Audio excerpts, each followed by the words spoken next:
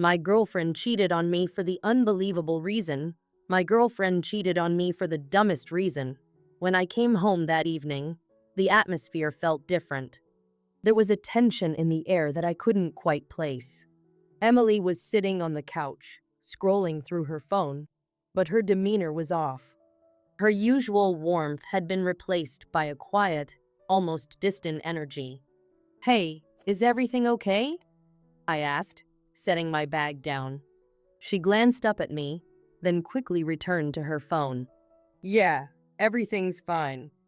But something in her voice, the way she avoided eye contact, made me uneasy.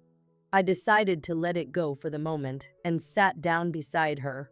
We watched TV for a while, but I couldn't shake the feeling that something was amiss.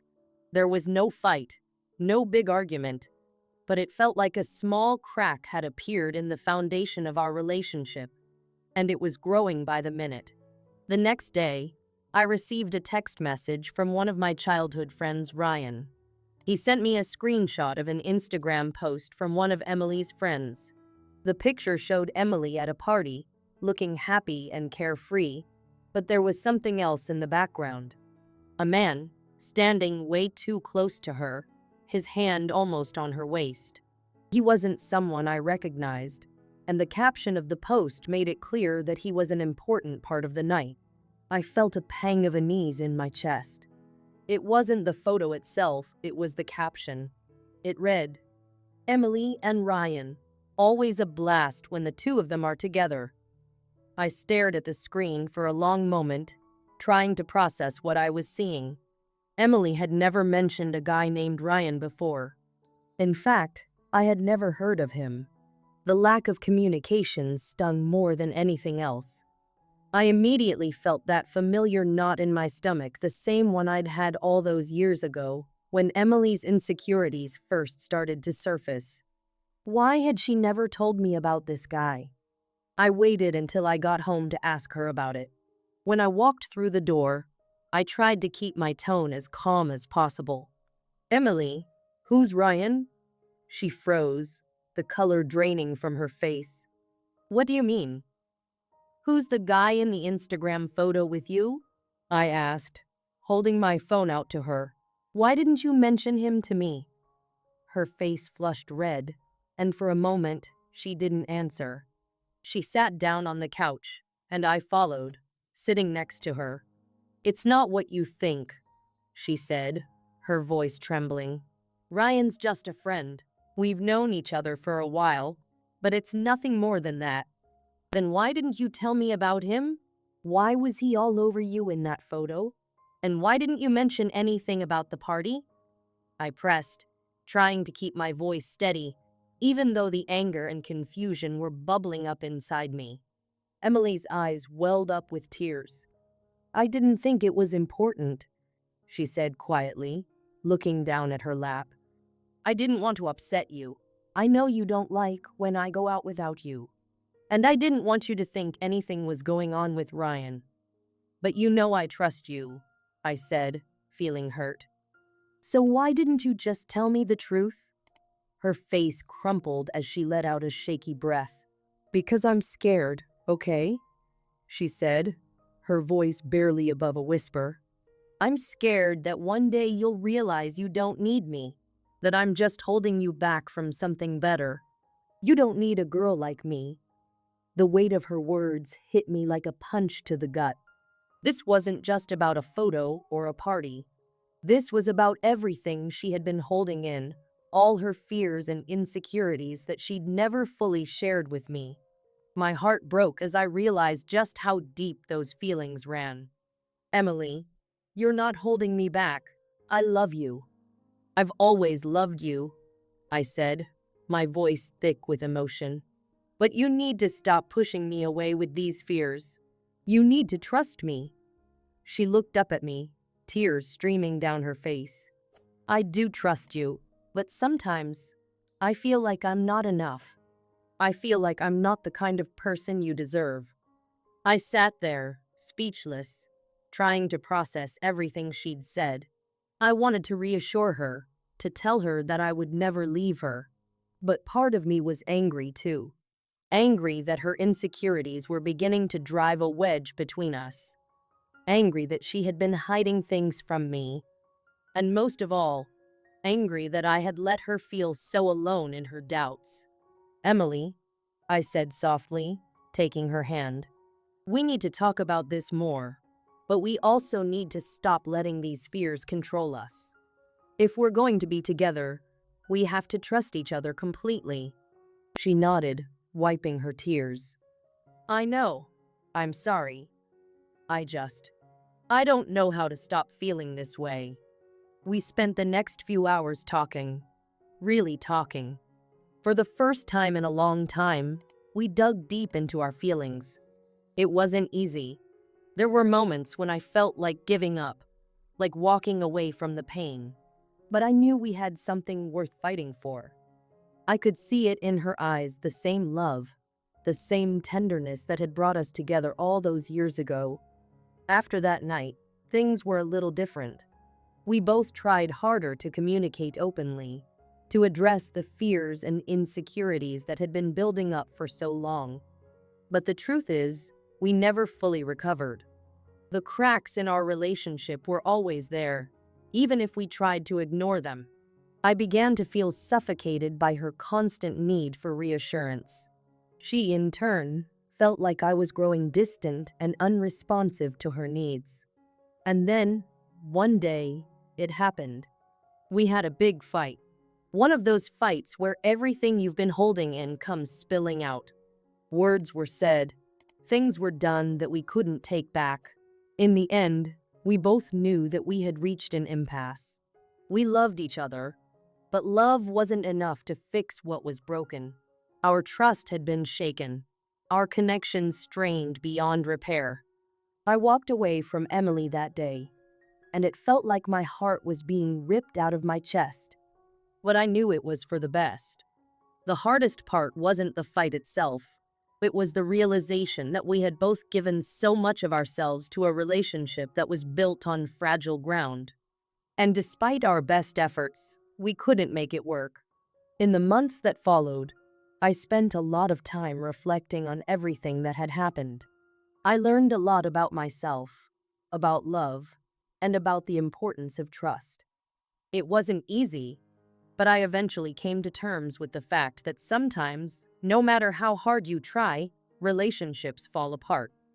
And maybe that's okay, because sometimes the most painful endings lead to the most important beginnings.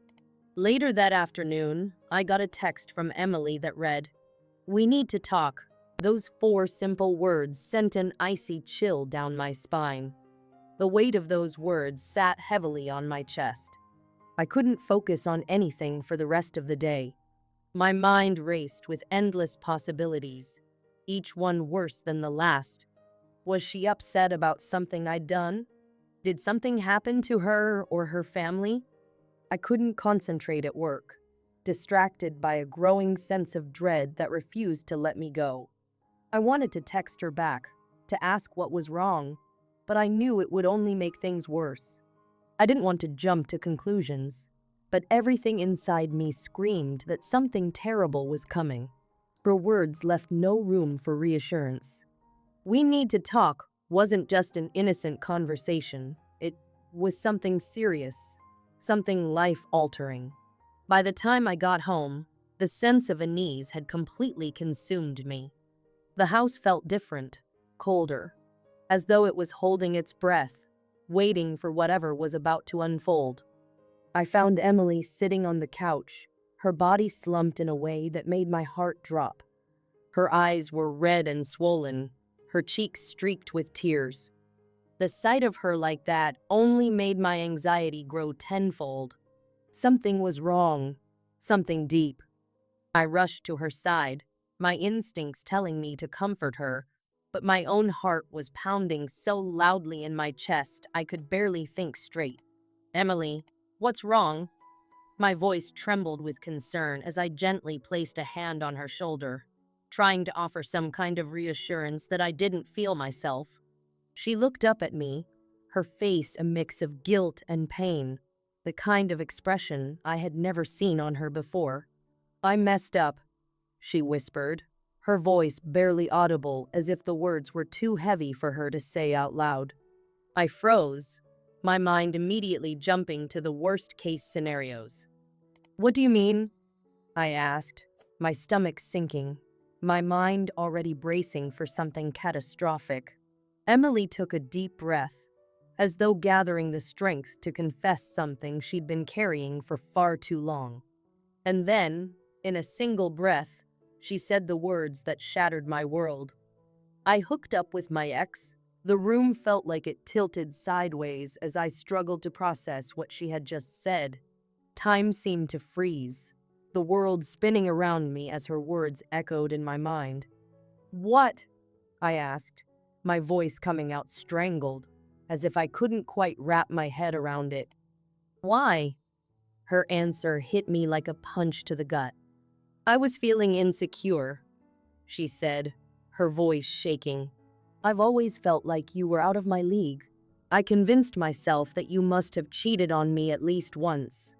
And I guess I wanted to even the playing field. Even the playing field. The phrase stuck in my mind like a splinter I couldn't pull out. It wasn't just a mistake born from a moment of weakness. No, this was something deeper. Something more calculated. She hadn't acted out of a fleeting lapse in judgment. She'd done it because of her own insecurities that had poisoned her perception of me, of us. I couldn't believe what I was hearing. The anger that rose in me felt hot and overwhelming, like a fire spreading through my veins. How could she think that betraying me like this would somehow even the playing field? How could she be so sure of something that wasn't even true? But more than anger, there was a crushing sense of disbelief. All this time, I had tried my best to reassure her, to make her feel valued, loved, and appreciated. I had gone out of my way to prove my loyalty, my commitment to her. And yet, despite all that, she had allowed her insecurities to drive her to betray me. I need a moment, I said, my voice tight, barely able to hold back the wave of emotions threatening to explode. I turned and walked out of the house, not even waiting for her response. I couldn't stay there, couldn't look at her, not when I was feeling so broken. I got into my car and drove aimlessly, not caring where I went. The world outside the window was a blur as my mind replayed Emily's confession over and over again. I kept asking myself the same question. Why? Why had she done this? How had we gotten to this point? I thought we were happy, or at least, I thought I was. I had trusted her completely, given her everything, and yet here we were. Hours passed before I finally returned home, but nothing had changed. The air in the house felt thick, suffocating. Emily was sitting there, looking at me like nothing had happened, as if the betrayal she had just confessed was no big deal. When I walked in, she stood up, her eyes pleading with me for understanding. She even tried to kiss me, like everything was normal again. I pulled away, my heart breaking all over again. I'm staying at a friend's place for a few days, I said, my voice flat and cold. I couldn't even look at her without seeing the betrayal in her eyes. She nodded, her face crumpling as the tears welled up once more. I'm so sorry, she whispered, but her words felt empty, meaningless in that moment. Sorry couldn't undo the damage. Sorry couldn't erase the fact that she had shattered everything we had. I didn't respond. There was nothing left to say. And so, I left. I didn't want to be near her, didn't want to hear her apologies or feel her guilt. The trust we'd built over the years had been obliterated in one careless act, and I didn't know if it could ever be rebuilt. Now, here I am, sitting at my friends' houses, wrestling with the chaos in my mind. I can't stop thinking about everything she said, everything that led to this moment. Part of me wants to forgive her. I've always been the kind of person who believes in second chances, who wants to move forward after a mistake. But another part of me, the louder, angrier part, feels like this is something I can never come back from. How do you forgive someone for destroying the very foundation of your relationship? I keep replaying the good times, the laughs, the promises we made to each other. Was it all a lie? Or did she really love me, but was just too consumed by her own fears to see what we had? I can't help but wonder if I missed the signs, if I could have done something differently. Maybe I could have reassured her more, been more patient. But the truth is, I gave her everything. I loved her. I supported her. I was loyal and honest. Yet, despite all that, she chose to betray me, driven by her own insecurities and misguided assumptions. I don't know what the future holds for us. I don't know if I'll ever be able to trust her again, or if I even want to. I don't know if she deserves forgiveness, or if she even wants it. Right now, all I can do is try to find clarity in the chaos.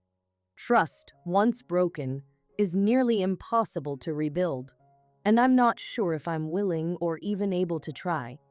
Maybe time will help me heal. Maybe space will give me the perspective I need to make a decision. But for now, all I can do is breathe and hope that I find the strength to face whatever comes next. The future is uncertain, but one thing is clear. My life has already been irrevocably changed. And now, I need to figure out what happens from here.